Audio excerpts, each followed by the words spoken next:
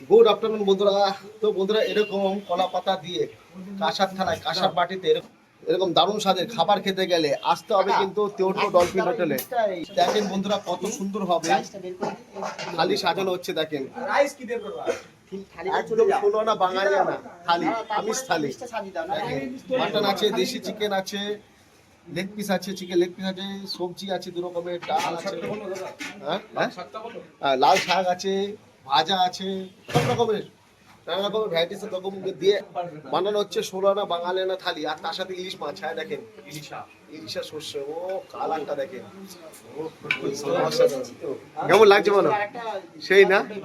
দেখেন দেখেন দেখেন খাবারগুলো দেখেন, আজকে খাবারগুলো দেখেন, একদম জিভে জল আসার মতো খাবার, জিভে জল আনার মতোই খাবার। সত্যি ইলিশের সাইজটা দেখেন আর কালারটা দেখেন, দুর্দান্ত। আর এখানে খুব সুন্দর হবে আমাদের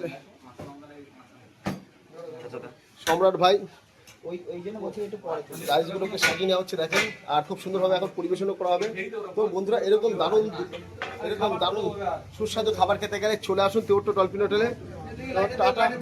হ্যাঁ দেখেন, ইলিশের সাইজগুলো দেখেন, দারুণ সাইজ। আর এখানে চাটনি থেকে শুরু করে স্যালাড থেকে শুরু করে সবকিছু রেডি করে নেওয়া হয়েছে।